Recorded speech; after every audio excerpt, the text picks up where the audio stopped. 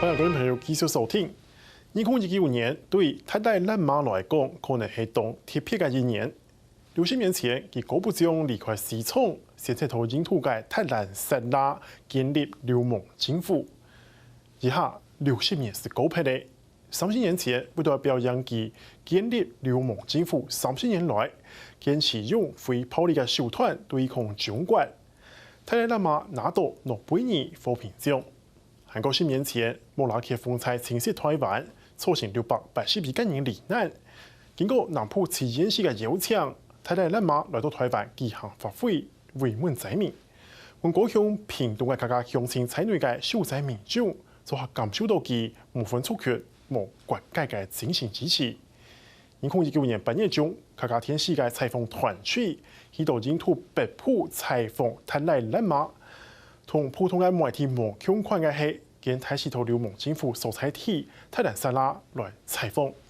而呢個團隊都好係讀到咧達賴喇嘛難得出去分發嘅機會，所以有機會到達蘭薩拉東片嘅山上西景馬納里來舉行專訪。而你先來聽下達賴喇嘛怎麼解下建立流亡政府嘅細節，實現強調天朝嘅保存西藏文化嘅理由。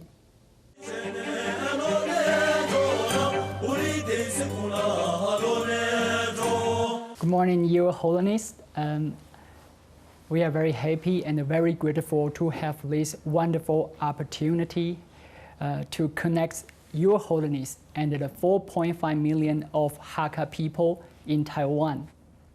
The total population of Taiwan is 23 million, and Hakka is about 1/5 of the population. So I wish through this interview there will be more and more Hakka people in Taiwan, and even by internet, to make more and more Hakka people around the world, they can connect and make the distance closer with Your Holiness. First of all, Hakka people, most of us are migrants from China like 400 years ago. And of course, this is different from Your Holiness established the exile government here in India. My question would be, I remember in the first anniversary of the exile government, Your Holiness delivered a speech and mentioned our first priority is to settle down and continue our cultural tradition. That's 59 years ago.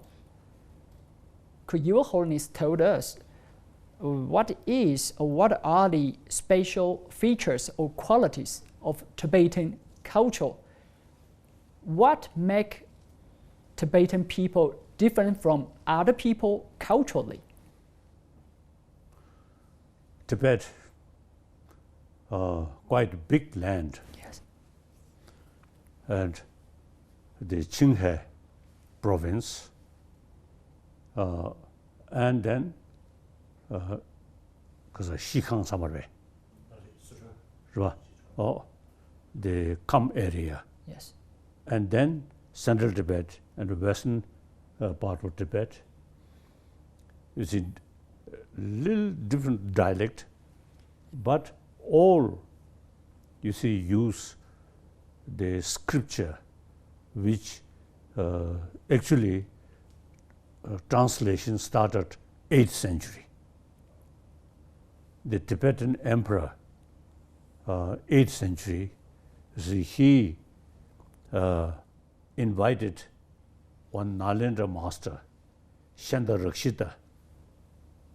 You see, he introduced Buddha Dharma according to Nalendra tradition.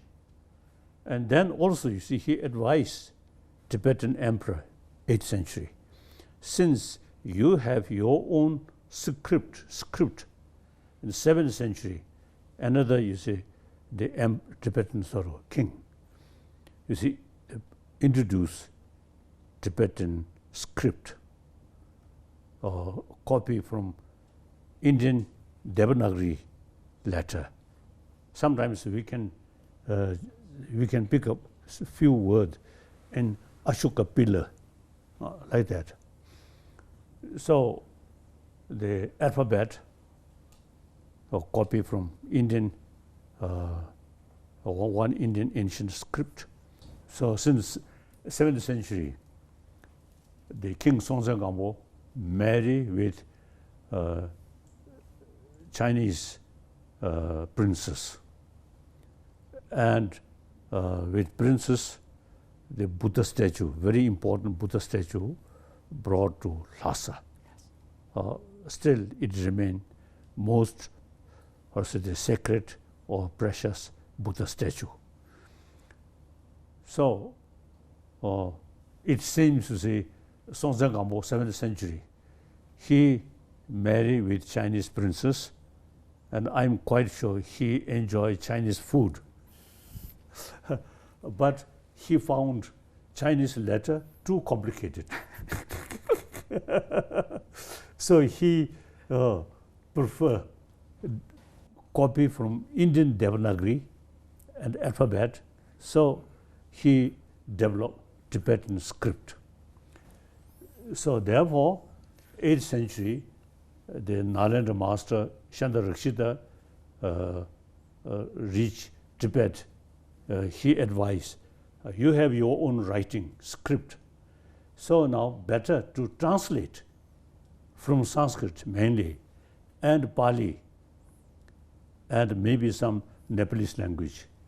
So mainly Sanskrit. So translation started. Altogether about 300 volumes.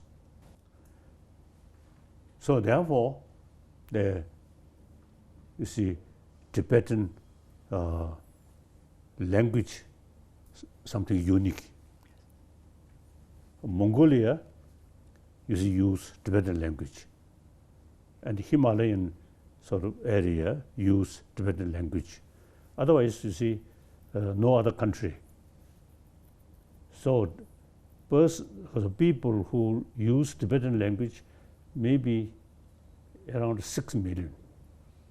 In China, in Chinese constitution, recognize some area as Zangzu Dichu. Yes. Zangzu Dichu. So altogether, maybe 6 to 7 million. The Xizang Zitichu, about 2 millions. Okay. Yes. So the entire Tibetan is the same language. And in that language, I think most Buddhist philosophical text available. So now that is Tibetan culture. Today, the Nalanda now ruined completely. All the knowledge of Nalanda, Shanda Rakshita brought to Tibet.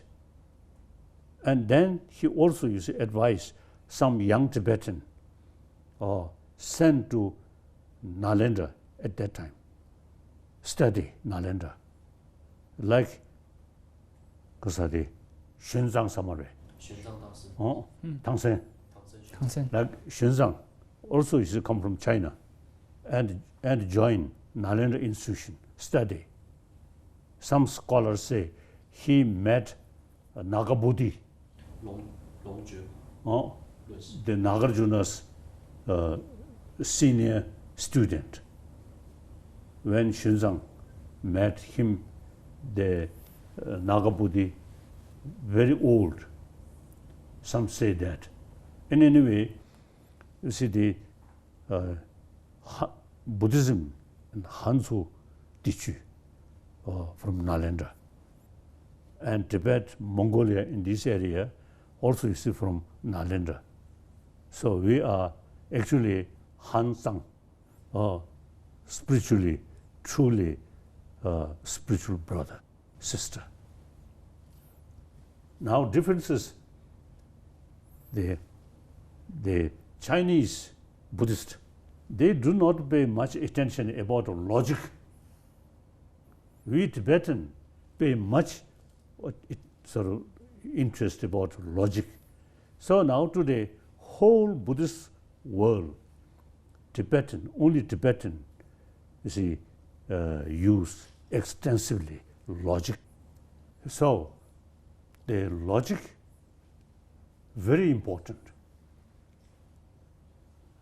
Logical approach. Always, you see, whenever you heard something, even Buddha's own teaching, the first reaction is why? Not yes, yes, yes. Why? So that brings further investigation. Very important. So even I think the political matter or economy matter in any field, the word why is very important. Then you see you develop the further investigation and try to look through different angles. Through that way you will see the reality more complete form. With that knowledge, then your method become realistic method. Unless you see, otherwise you see just look from one angle, and then without seeing the whole, because of the holistic view, then you see your approach often become unrealistic approach. Like that. So therefore, logical approach is very, very important.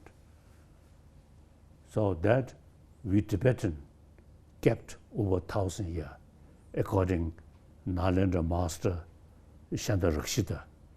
He himself, great logician and monk and philosopher, great. So after, during his period, some Chinese meditator also there,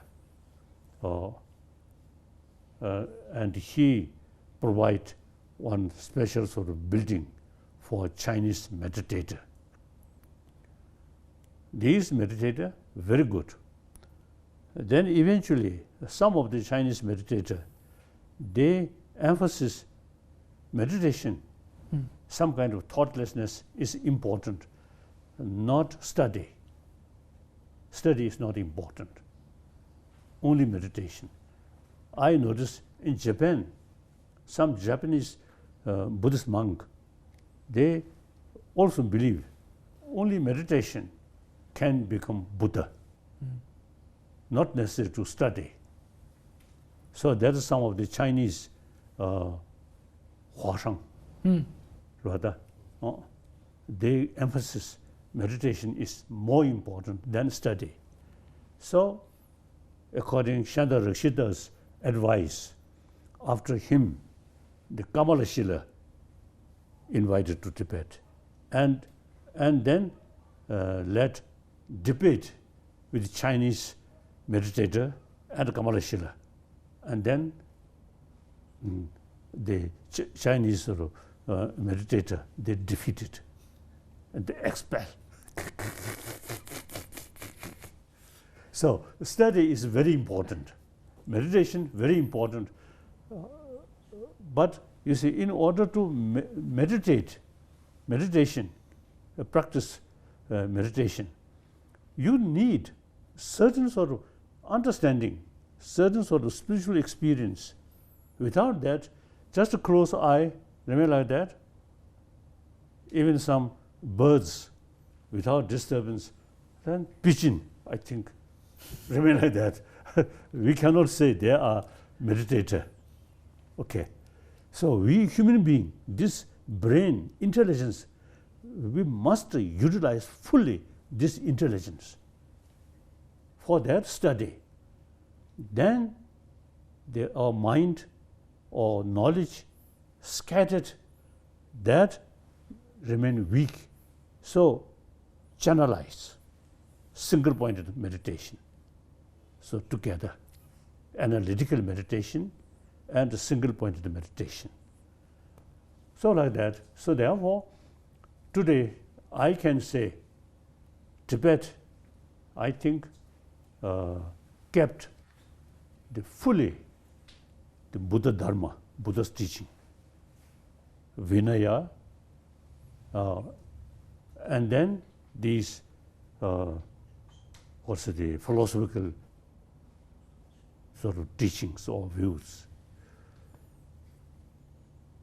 So now already number of, I think millions of Chinese Buddhists, they showing interest about, you see, Tibetan Buddhist tradition, which we kept over 1,000 years from Nalanda tradition. So we can serve them, we can help them, or provided the material development, the Chinese should help us. Therefore, we are not seeking separation. We are not seeking independence. The 7th century, 8th century, 9th century, Chinese emperor, Tibetan emperor, Mongol emperor, 3 countries, independent. Now that's past. I always admire the spirit of European Union, independent state, but they consider common interest is more important than individual sovereignty. So I also feel we Tibet in many centuries ago, independent country, but now modern time, we are 20th century, 21st century, much better part of Zhonghua Renmin Gonghuo, and work together with mutual respect. Traditionally, China is Buddhist country. A lot of Buddhist temples there. In 1954, 55, I spent a few months in China proper.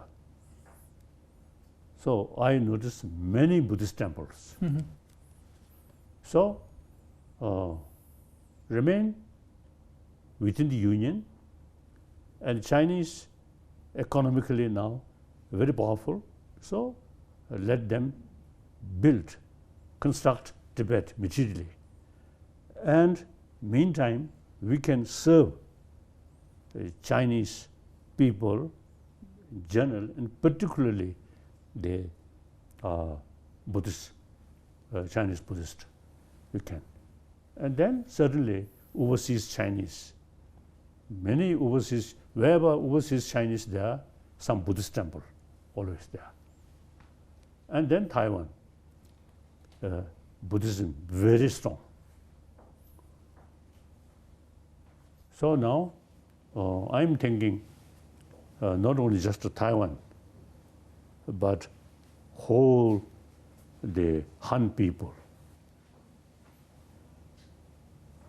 Chinese people, wherever they live. So,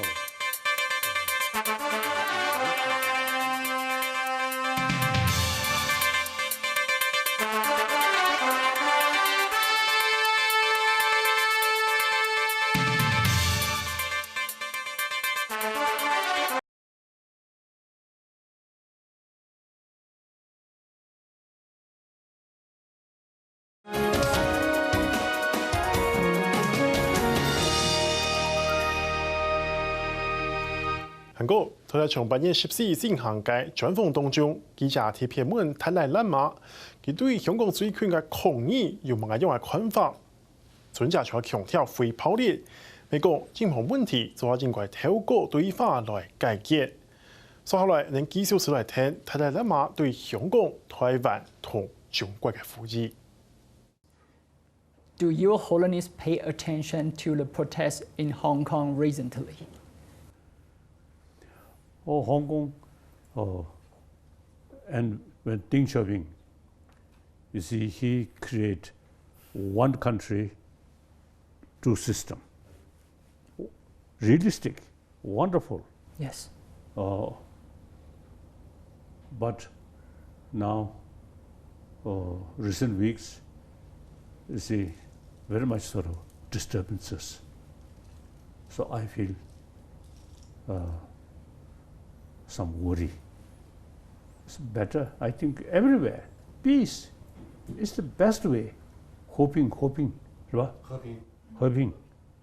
very important.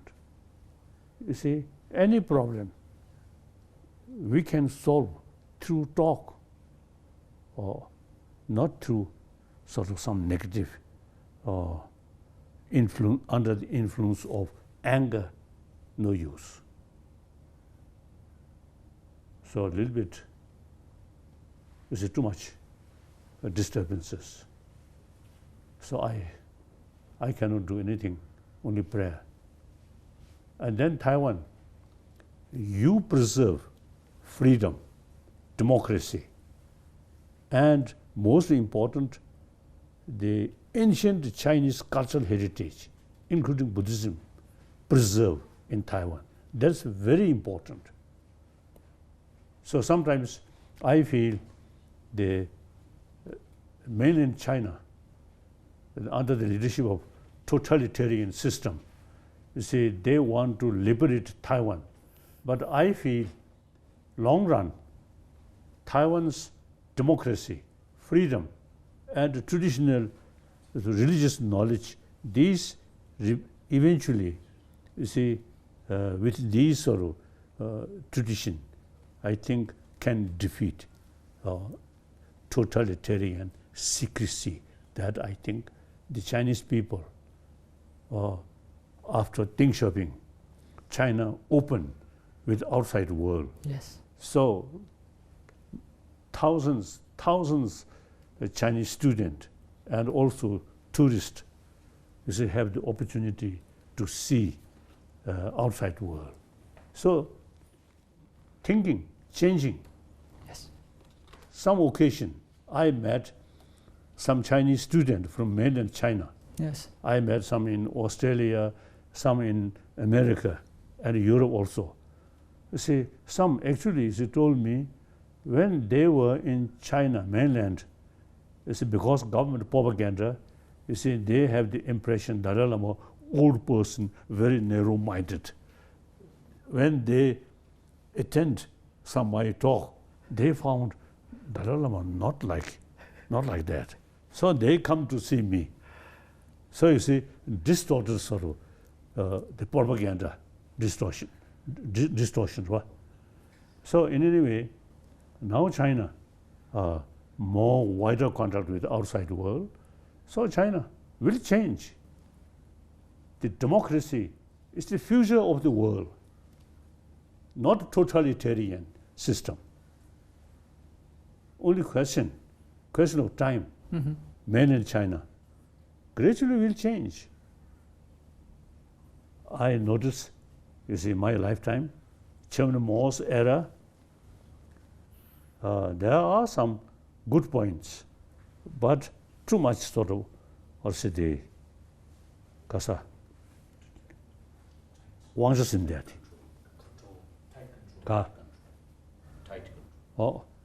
Tight control, or authoritarian system. Yes. Then Deng Xiaoping opened China with the outside world. So one famous sort of his expression, white cat or black cat doesn't matter so long can mice, because of can catch mice. So whether capitalism or socialism, or the important is people's living standard economy. So you see, I think he opened, as a result of his sort of open China with the outside world, economic condition China much better. And millions of Chinese, I think including patients, they got some benefit. So then, they got Jiang Zemin. Yes. Jiang Zemin era. 3 represents. Quite wise. Educationist. These things, respect. Then Wu Jintao era, it seems sleeping. Then now Xi Jinping. Yes. Say, one, you see, he, I think, quite boldly, you see, because of the struggle, corrupted official. Yes. Good, that's good. Now he himself, you see, of course, such huge country, over billion populated nation, many decades, just one total system, totalitarian system. So he must find difficulties, but he's thinking more realistic. I think eventually the human nature will love freedom. Yes. And just beside mainland, Taiwan, same Chinese culture, same Chinese people, it's much developed. Yes. Because of freedom. Would you like to visit Taiwan again? Firstly, we need some kind of positive sort of, or say, the blessing from mainland China. 대만 당국 그들이 나 대만도. 가. 1997. 가. 1997. Oh, 1997. My first visit, Yes. Taiwan. I Right. really very much enjoy. 드디어 간다 신진 가사. 리던회. 당구 라리 리던회. 리당회. Yes. 라우. 리당회. First, we met. You see, his sort of also, he showed this hand. And then I also, you see, do that. Very nice. Very nice. I very much enjoy. And also I give some teaching. Jinshin Lama. Jinshin. In any way, I very much impressed. So then when I reach Taipei airport, Yes. I express, I wish some representative from Chinese embassy and watch while I'm in Taiwan what I'm saying. Oh, they should know. My visit purely spiritual, nothing to do with politics. So then at that time I decided Lonanja visit Taiwan. Then I think second time Chimburba. 2001. Then third time Dulciomala. 2001 is the typhoon, and 681 people were killed in the southern part of Taiwan. Right. You console them, have spiritual support for them. Right. And then, meantime, we developed direct contact with the Chinese government in Peking. So then I feel a little inconvenient visit Taiwan. So now we'll see. My contact with Chinese government in Peking is the unofficial. Contact. Some people from time to time come to see me.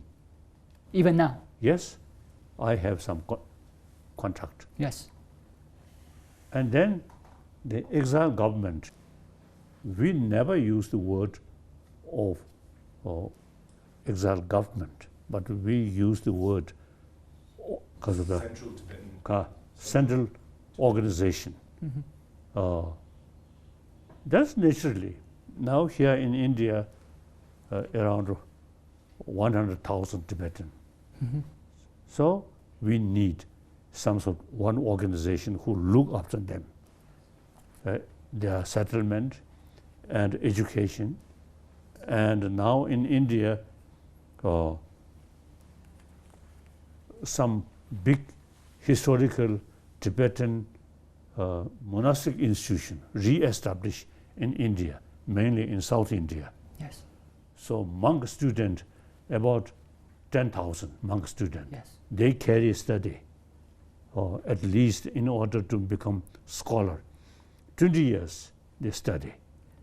In the past, in Tibet, 30 years in order to become scholar. So we carry continuously that tradition in India, mainly in South India. So these people eventually, you see, can be very useful for revival of ancient Indian knowledge in modern India. And also, whenever some, and Taiwan also, you see, some scholar visit Taiwan. Yes. And Tenzin Chamjin, Kaza Kuzu Samut Kasa. No. You see, they annually come here, and I give some teaching, and also ordination, like that. So they can, in the future, I think you can carry, I think, revival of ancient Chinese tradition, and including Buddhism in mainland China. I think mainland Chinese people need using these knowledge. So the Taiwanese people, you see, should not demoralize. Keep your enthusiasm. Yes. And strictly non-violent way, peaceful way. And very important to keep visitors from mainland China Open. If they are sight, and then beyond our control. Otherwise, the Taiwanese should open. Into action. Yes. I never forget my very happy, I think, 3 visits to Taiwan. So in future, whenever some opportunity come, I'm very much willing again visit Taiwan. Thank you.